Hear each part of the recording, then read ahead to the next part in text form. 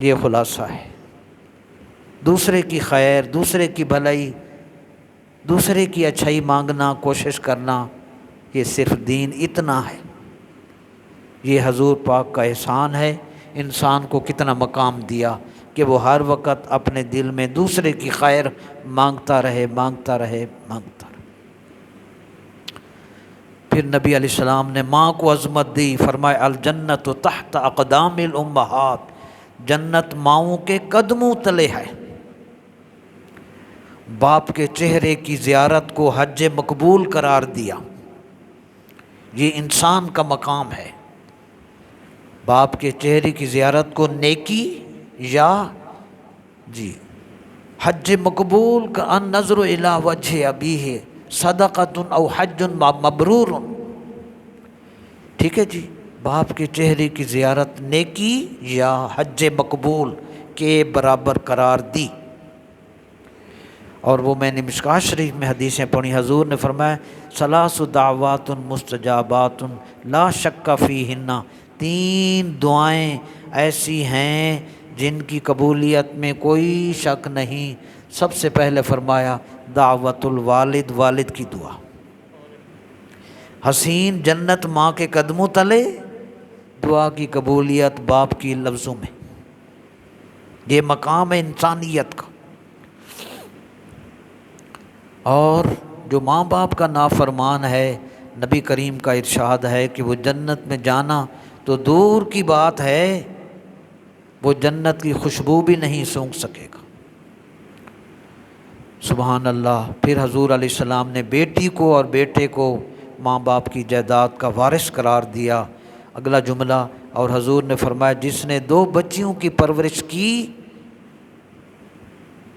دو بچیوں کی جس نے پرورش کی، تربیت کی، اس کی ضروریات کو مکمل کیا، حضور علیہ السلام نے فرمایا وہ شخص اور میں جنت میں اس طرح ہوں گے جیسے یہ دو ملی ہوئی انگلیاں ہیں میری، ایسے ہم قریب ہوں گے، ایک دوسرے کے قریب ہوں۔ پھر میاں بیوی کو حضور علیہ السلام نے، یہ بہت بڑا اعزاز ہے جس کو آج اس وقت ہم نہیں غور کر رہے، اور کثرت سے طلاقیں واقع ہو رہی ہیں۔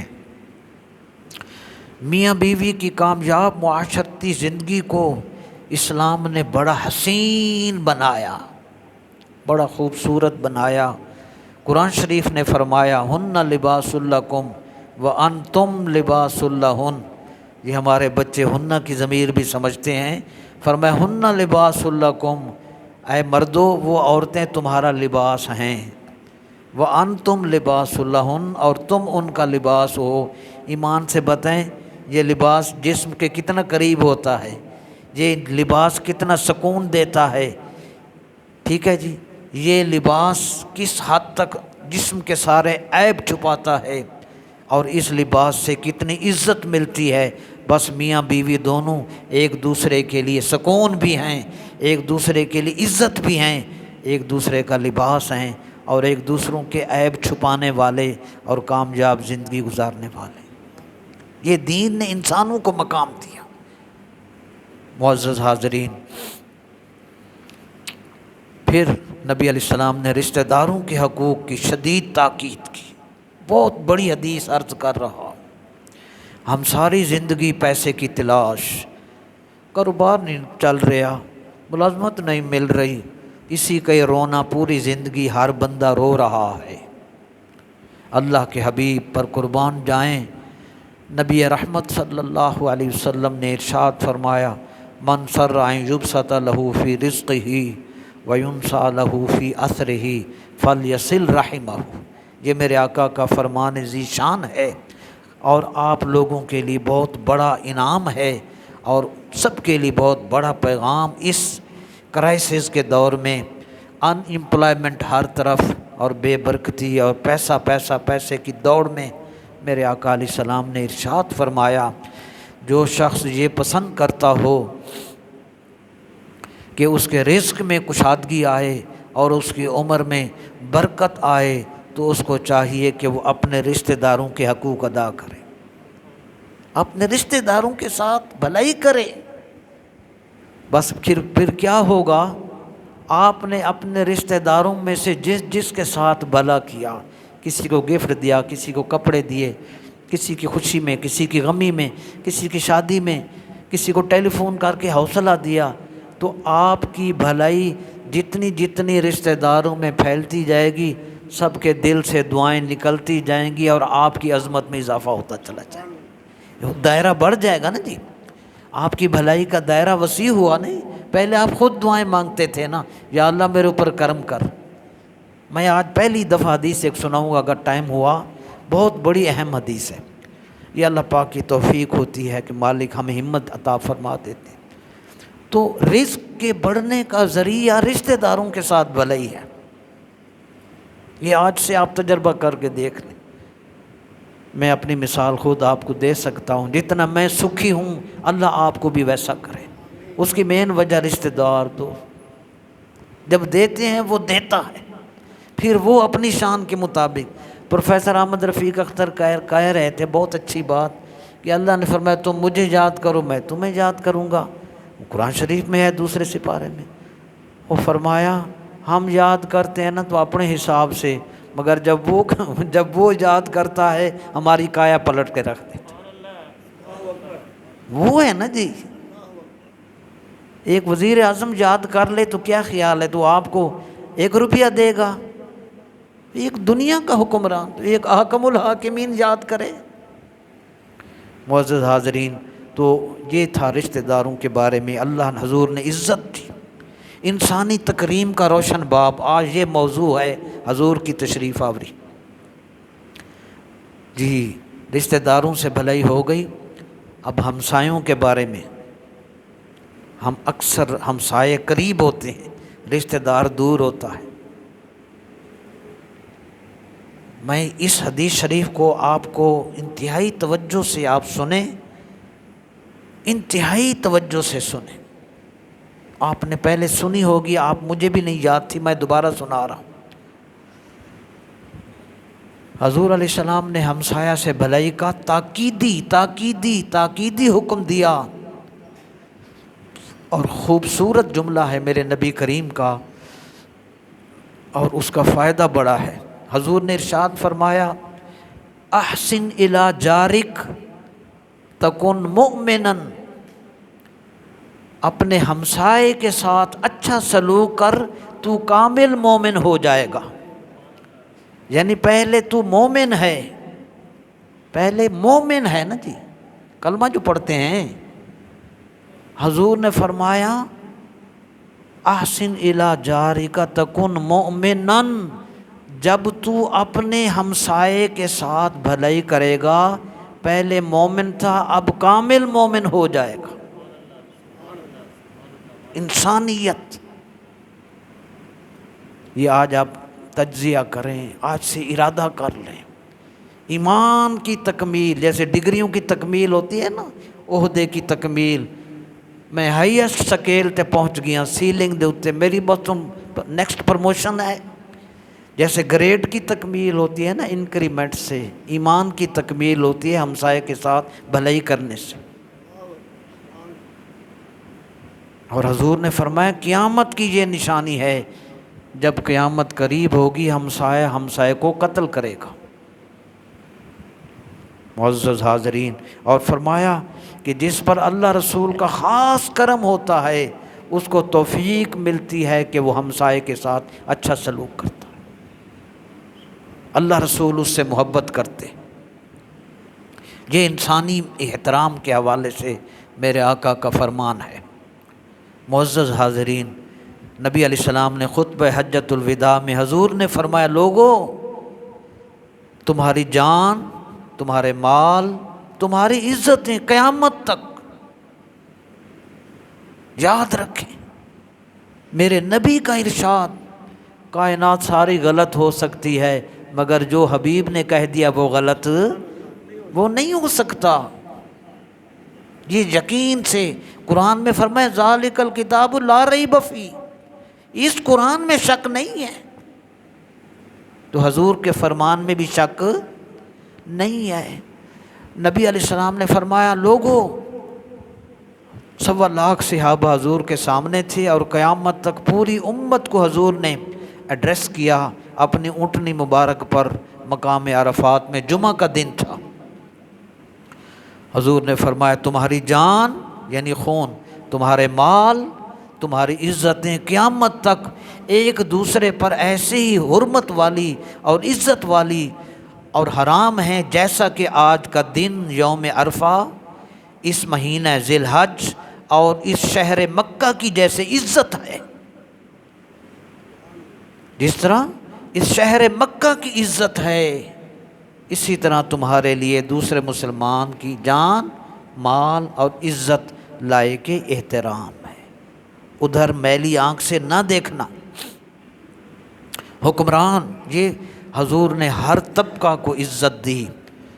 نبی کریم علیہ السلام نے حکمران کے حقوق دیکھیں نا، عوام کی تو حقوق ہیں، حکمران کے بارے میں حضور نے فرمایا اگر کوئی تم پر سیاہ فام بلیک کالے رنگ والا حکمران، سیاہ فام بلیک کالے رنگ والا، پھر فرمایا چپٹی ناک والا، اللہ اکبر. یہ حدیث آپ نے غور سے سننی ہے. یہاں سے دین لے کر اس مسجد سے جاؤ. ہم نے عشاء کے بعد ترجمہ قرآن کلاس آج تیسرا دن ہے، شروع ہو چکی ہے. یہ ماشاءاللہ فیاض صاحب بیٹھے ہیں، ہائی کورٹ میں ہوتے ہیں، یہ بھی کلاس میں بیٹھتے ہیں ہر روز ہر رات عشاء کے بعد. یار کتنی زندگی میری رہ گئی ہے. اچھا آپ کی کتنی رہ گئی ہے؟ اس لیے سمجھیں قرآن حدیث کو، اس لیے ہم یہ حدیثیں بیان کرتے ہیں. حکمران کے حقوق کیا ہیں؟ حضور نے فرمایا اگر تم پر کوئی کالے رنگ کا، سیاہ فام بلیک، چپٹی ناک والا یعنی بدصورت اور غلام یعنی آزاد آدمی نہ ہو، کسی کا غلام ہے، کوئی معمولی بندہ ہے، معمولی ذات والا ہے، اس کی اپنی ذات کیا، وہ تو غلام ہے، کسی کا غلام ہے، کالا رنگ ہے، چپٹی ناک ہے جس کو ہم پھینا ناک کہتے ہیں، معمولی سی ناک والا. اگر حضور نے فرمایا اگر تمہارا کوئی حکمران اس قسم کا بھی بن جائے مگر اگر وہ تمہیں قرآن مجید کے مطابق عمل کرائے تو اس کے احکام کو سنو اور اس کی اطاعت کرو،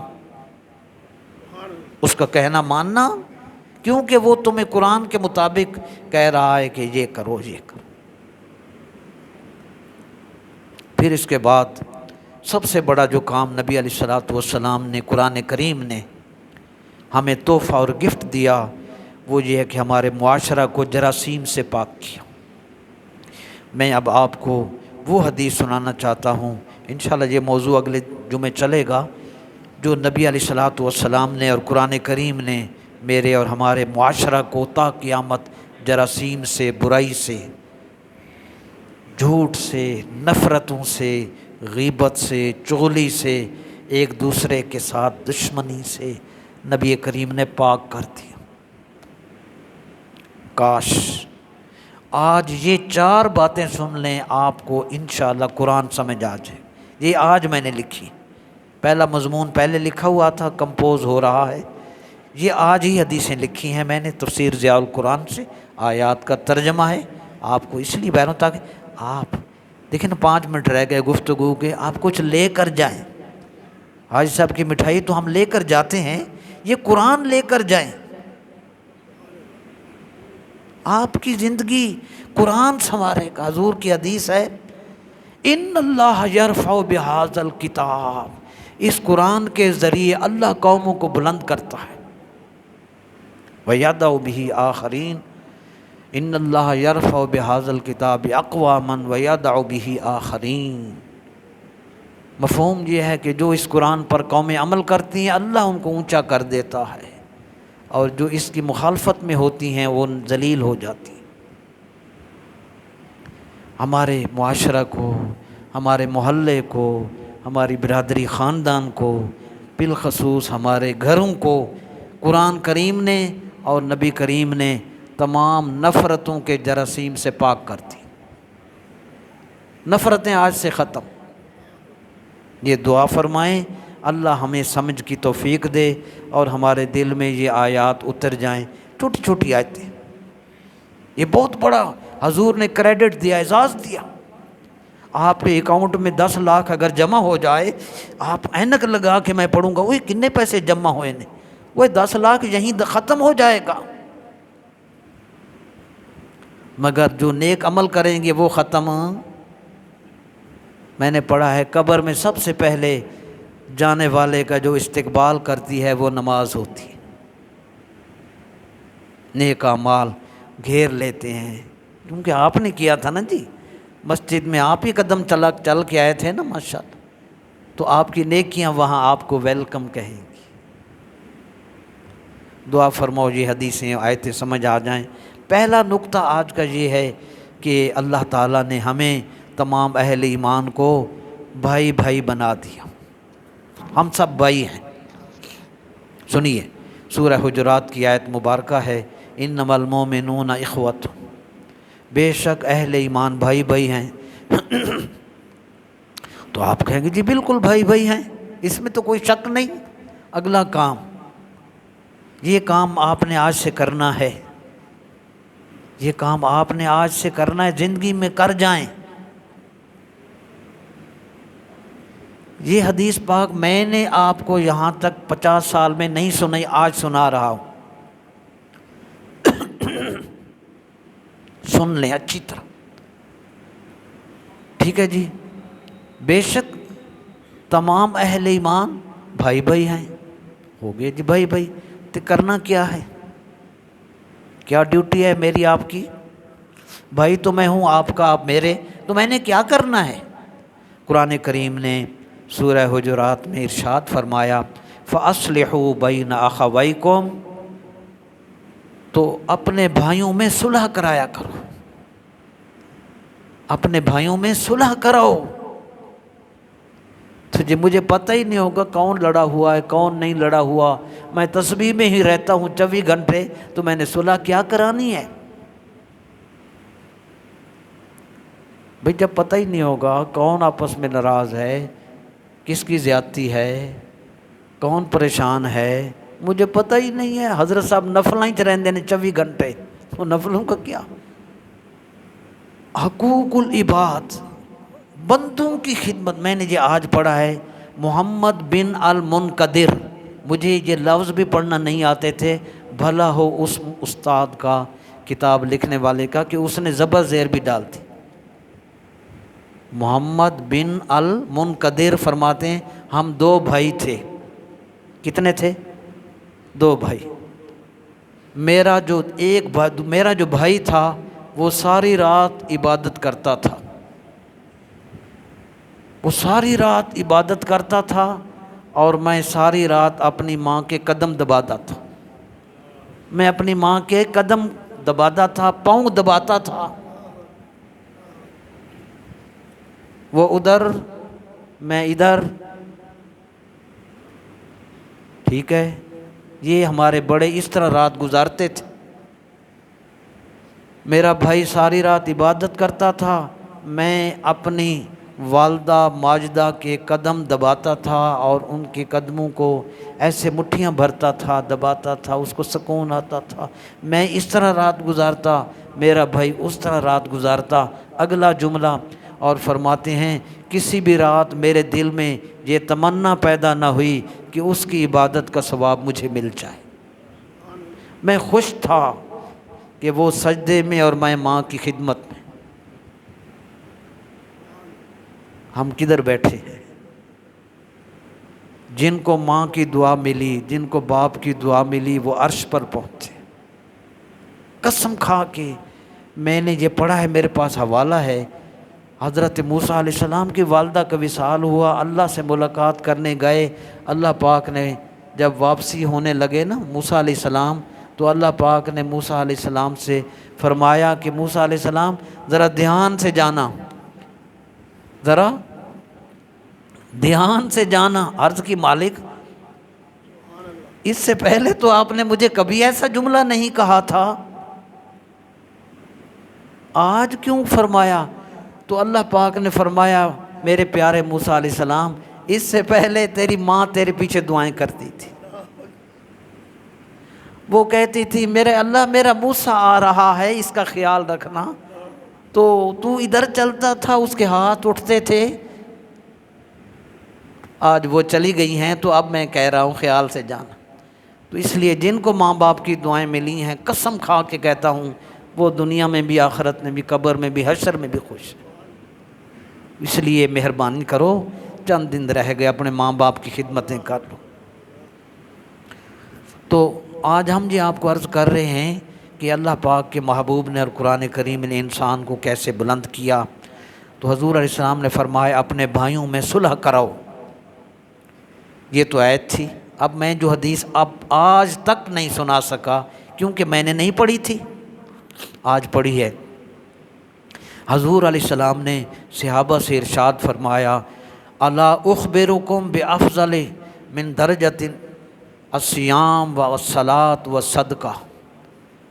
حضور علیہ السلام نے صحابہ کرام سے فرمایا کیا میں تمہیں ایسی عبادت نہ بتاؤں، ایسی نیکی اور ایسا عمل تمہیں نہ بتا دوں جس کا درجہ روزے سے بھی اونچا، نماز سے بھی اونچا، صدقہ سے بھی اونچا ہے۔ روزے، نماز اور صدقہ خیرات سے جس نیکی کا مقام اونچا ہے وہ نیکی تمہیں نہ بتا دوں؟ تو صحابہ نے عرض کی یا رسول اللہ ضرور بتائیں۔ تو نبی کریم علیہ السلام نے فرمایا دو آدمیوں کے درمیان صلح کرا دیں، اور فرمایا صلح کرانے کا یہ مقام ہے اور آپس میں لڑانے کا، یہ ہمارے دفتروں میں بڑی مصیبت، گھروں میں بھی دفتروں میں بھی۔ وہ تیرے بارے چ انج کہہ رہا سی پاگلا، تینوں تو پتہ ہی نہیں ہے گا، میں آپ کھڑا سا اتنے موجود سی، انہوں جا کے کہنا تیرے بارے چ یہ کہہ رہا سی، تاکہ وہ دونوں ایک دوسرے کے دشمن ہو جائیں۔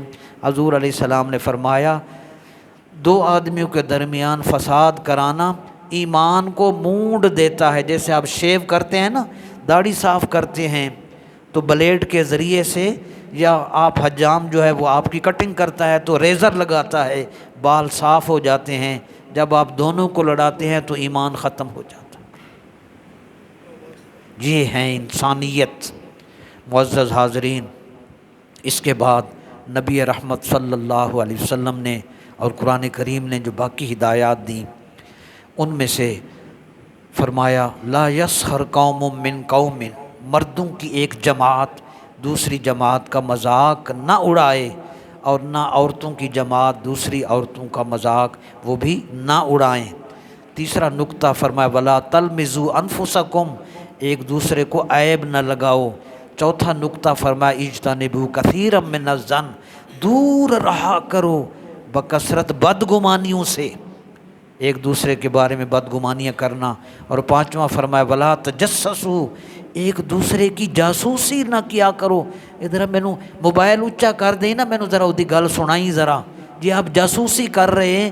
میں نے پڑھا ہے جو کان لگا کے دوسرے کی جاسوسی کرتا ہے قیامت جہنم کی آگ اس کے کان میں ڈال دی جائے گی۔ یہ بدبختی جس وجہ سے دفتر میں دشمنیاں، گھروں میں دشمنیاں، برادری میں دشمنیاں، کٹھے رہ رہے ہیں، نمازاں کٹھیاں مگر دل صاف نہیں ہے۔ خدا کا خوف کرو، یہ قرآن ہندوؤں کے لیے سکھوں کے لیے نہیں ہے، یہ ہمارے لیے ہے۔ تو فرمایا واجتنبوا کثیرا من الظن، دور رہا کرو بکثرت بدگمانیوں سے۔ پانچواں ولا تجسسوا، نہ جاسوسی کرو۔ پھر فرمایا ولا یغتب بعضکم بعضا، اور ایک دوسرے کی غیبت نہ کیا کرو۔ ایحبکم ان یأکل لحم اخیہ میتا، مردہ بھائی کے گوشت کھانے کے برابر ہے دوسرے کی چغلی کرنا، اس کی غیر موجودگی میں ایسا جملہ، ایسے کومنٹس پاس کرنا جس کو وہ پسند نہ کرے۔ ان الفاظ کو چغلی بھی کہتے ہیں، غیبت بھی کہتے ہیں۔ یہ بہت بڑا گناہ ہے جو ہم روزانہ مزے لے لے کے چائے بھی پی رہے ہوتے ہیں، غیبت بھی کر رہے ہوتے ہیں کہ جیری کوئی نیکی مسیح جو لبی ہو وہ بھی جاوے۔ نہ بھائیو، میرے بھائیو ایسے نہیں کرنا، ہم آپس میں ہیں، ایک کسی کو نقصان نہ پہنچائیں۔ اور آخر میں نبی کریم علیہ السلام نے ارشاد فرمایا صحابہ سے، عن سراقہ بن مالک ان النبی صلی اللہ علیہ وسلم قال الا ادلکم علی افضل صدقۃ ابنتک مردودۃ الیک لیس لها کاسب غیرک المشکات۔ حضور نے فرمایا میں بہترین صدقہ تمہیں بتاتا ہوں، بہت بڑی حدیث، سب سے بڑی یہی ہمارے لیے، میرے لیے آج کل کثرت سے طلاقیں واقع ہو رہی ہیں۔ ایک دن بچی جا رہی ہے، 7ویں دن ڈائیورس ہو گئی واپس۔ دعا فرماؤ اللہ کسی کی بچی کے ساتھ ایسا سلوک نہ کرے۔ یار دعا مانگو، خدا کے بندو دعا مانگو۔ اگر آپ دوسروں کے لیے دعا مانگیں گے اللہ آپ کی بچیوں کو سکون دے گا، قسم کھا کے کہتے ہیں۔ آپ لیٹ آتے ہیں نا کہ 2 منٹ رہ گئے نے تاکہ چھتی چھتی 2 فرض پڑھ لئیے، کوئی کام دی گل ساڑھے کان نیچے نہ پوے۔ یہ ہمارا میرا سب کا یہی حال ہے، بس 2 فرض پڑھنے نے، ٹوپی رکھی تو ہو گئے جمعہ پڑھ لے۔ یار کچھ دین سیکھو۔ یہ کس لیے ہم پیدا ہوئے ہمیں پتہ ہی نہیں ہے۔ حضور نے فرمایا میں تمہیں بہترین صدقہ بتاتا ہوں، تیری وہ بچی، تیری وہ لڑکی جو شادی کے بعد تیرے پاس لوٹ کر واپس آ جائے۔ اب ظاہر ہے پہلے بچی سے محبت اور طرح کی تھی نا شادی سے پہلے، اب جب وہ ڈائیورس یا وہ خامد فوت ہو گیا، بیوہ ہو کے تیرے پاس آ گئی ہے، اب وہ حیثیت بدل گئی نا جی، اب صدمہ بھی ساتھ چلے گا۔ پہلے 9-10 لاکھ شادی تے لایا تے پھر واپس آ گئی۔ میرے نبی کریم علیہ السلام نے فرمایا بہترین صدقہ یہ ہے وہ تیری لڑکی جو شادی کے بعد تیرے پاس لوٹ کر آئی ہو اور اس کے لیے تیرے سوا کوئی کمانے والا نہ ہو، وہ کدھر جائے گی؟ جو تو اس کے اوپر خرچ اور بھلائی کرے گا، یہ سب سے افضل ثواب، سب سے افضل نیکی، سب سے بہترین عمل یہی ہے۔ تو بس آج میں یہاں تک رکھ رہا ہوں، ایک حدیث رہ گئی ہے، انشاءاللہ وہ اگلا جمعۃ المبارک کو ہم عرض کریں گے۔